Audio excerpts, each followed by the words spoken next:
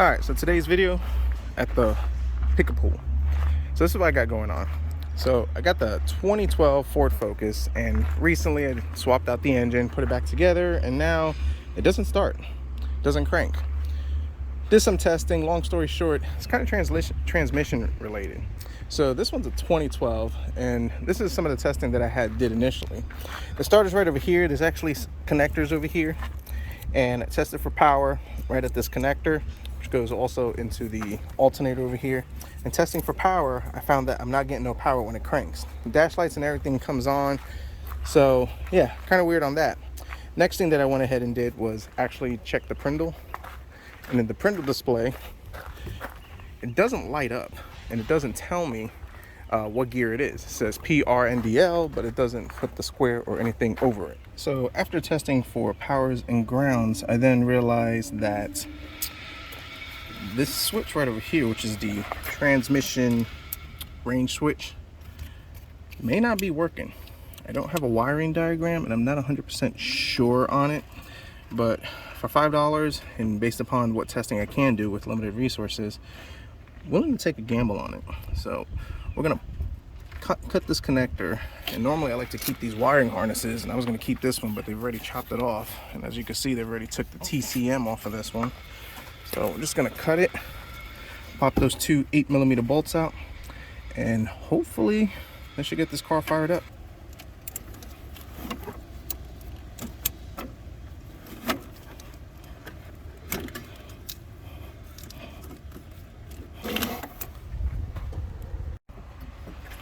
Alright, two 8mm bolts are out, so hopefully this should pop right up.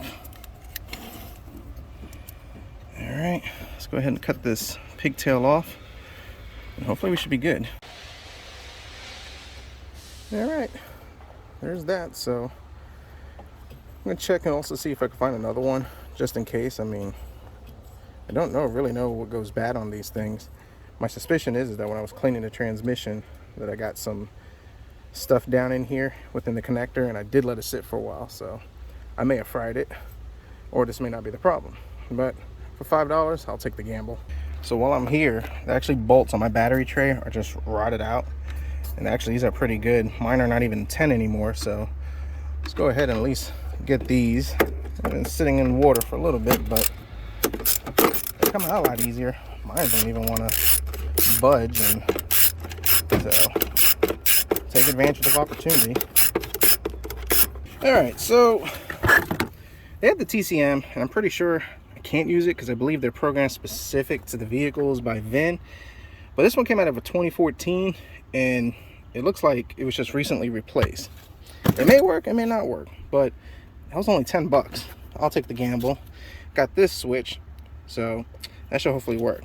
The key that I kind of always look for when I'm looking for electronic components, and it's a good rule of thumb, but it's not a guaranteed rule of thumb, is that if the car is just sitting there and it's in perfect condition, then I kind of stay away from these type of components. But the car that I got it from was actually smashed up pretty good. I actually didn't get that video on camera, but it was smashed up pretty good from the back, so that tells me the car was running. Maybe good, maybe bad, I don't know. So let's get back to the house, and let's try that sensor and see what happens. All right, so we're back. And this is the old sensor. I already popped it out. Like I said, two 8mm. It comes right out. It's very simple.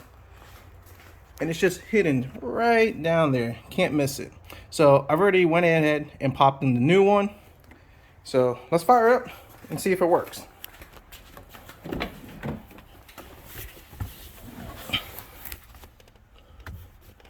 Gotta find the keys.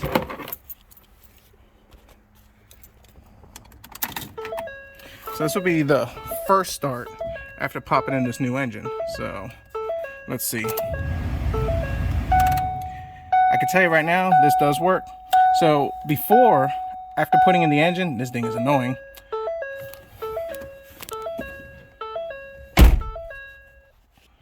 All right, so before I put in the engine and it would not crank. My Prindle right over here would not even light up park, reverse, neutral, drive, or low. And then when you would hit the brake, it would say transmission not in park. Well, I can tell you right now, this is probably gonna work because, well, the P is highlighted. So let's go ahead, let's fire up. It's running. Awesome. I've actually been going 3 days trying to figure this out, and this basic diagnosis just kind of proved that's what it was. So I still got to put this car back together. Still got a little more work to do on it, and try to see how this thing works and comes together. So pretty much what kind of led me down this path was that the Prindle would not show what gear it is, regardless if I switched or selected. And testing it, because it's a full wire connector, I did have a ground, and I did have, I believe it's 5 volts. If it's 12 volts, I'll put it up on the screen. I can't remember what it was, but I did have the voltage that was required, which told me that the computer is sending the signal. Now, typically, that is the situation in this case. Sometimes it is the TCM, which is hidden down over here. And I did get that other one for 10 bucks just as a precaution.